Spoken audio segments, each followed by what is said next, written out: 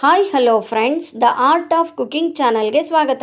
ಇಂದು ನಾವು ಜರ್ನಿ ಮಾಡಬೇಕಾದ್ರೆ ಸುಲಭವಾಗಿ ತೆಗೆದುಕೊಂಡು ಹೋಗಬಹುದಾದಂತಹ ಗುಜರಾತಿ ಥೇಪ್ಲವನ್ನು ಹೇಗೆ ಮಾಡೋದಂತ ನೋಡೋಣ.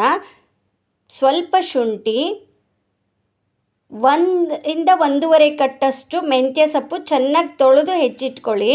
ಹಾಗೆ ಅರ್ಧ ಕಟ್ಟು ಕೊತ್ತಂಬರಿ ಸೊಪ್ಪು, ಸ್ವಲ್ಪ ಕಡಲೆ ಹಿಟ್ಟು, ಮೊಸರು, ಅಜ್ವಾನನ ಸ್ವಲ್ಪ ಕ್ರಷ್ ಮಾಡಿ ಹಾಕ್ಕೊಳ್ಳಿ. ಹಂಗೆ ಮಾಡೋದ್ರಿಂದ ಟೇಸ್ಟ್ ಚೆನ್ನಾಗಿರುತ್ತೆ. ಸ್ವಲ್ಪ ಜೀರಿಗೆ ಪುಡಿ, ಅಚ್ಚ ಖಾರದ ಪುಡಿ, 1 ಕಪ್ಪಷ್ಟು ಗೋಧಿ ಹಿಟ್ಟು, ರುಚಿಗೆ ತಕ್ಕಷ್ಟು ಉಪ್ಪು.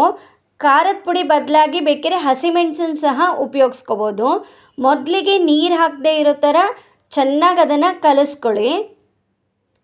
ಈ ರೆಸಿಪಿ ಟ್ರಾವೆಲ್ ಮಾಡಬೇಕಾದ್ರೆ ನಮಗೆ ತುಂಬಾ ಹೆಲ್ಪ್ ಆಗುತ್ತೆ. ಮತ್ತು ಈ ರೆಸಿಪಿ ಮಿನಿಮಮ್ 4 to 5 ಡೇಸ್ ನಾವು ಮಾಡಿ ತೆಗೆದುಕೊಂಡು ಹೋಗ್ಬೋದು. ಇದನ್ನು ಸ್ಮೂತಾಗಿ ಕಲಿಸ್ಬಿಟ್ಟು ಅದಕ್ಕೆ ಸ್ವಲ್ಪ ಎಣ್ಣೆ ಹಾಕಿ ಮಿನಿಮಮ್ 30 to 40 ಮಿನಿಟ್ಸ್ ಅದನ್ನು ಹಾಗೆ ಎತ್ತಿಡಿ. ಇದಕ್ಕೆ ಎಳ್ಳು, ಇಂಗು, ಅರಿಶಿನ ಸಹ ಉಪಯೋಗಿಸ್ಕೋಬೋದು. ಈ ರೆಸಿಪಿಗೆ ಯಾವುದೇ ಸೈಡ್ ಡಿಶ್ ಸಹ ಬೇಕಾಗಲ್ಲ. ಉಪ್ಪಿನಕಾಯಿ ಇಲ್ಲ ಮೊಸರಿನ ಜೊತೆಗೆ ನಾವು ಇದನ್ನು ತಿನ್ನಕ್ಕೆ ಬರುತ್ತೆ.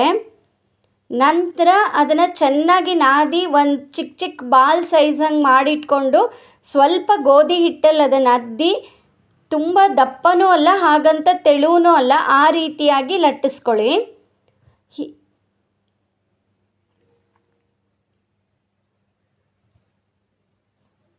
ಹೀಗೆ ಲಟ್ಟಿಸ್ಕೊಂಡ್ಬಿಟ್ಟು ಒಂದು ತವಾದಲ್ಲಿ ಎರಡೂ ಸೈಡು ಚೆನ್ನಾಗಿ ಬೇಯಿಸ್ಕೊಂಡು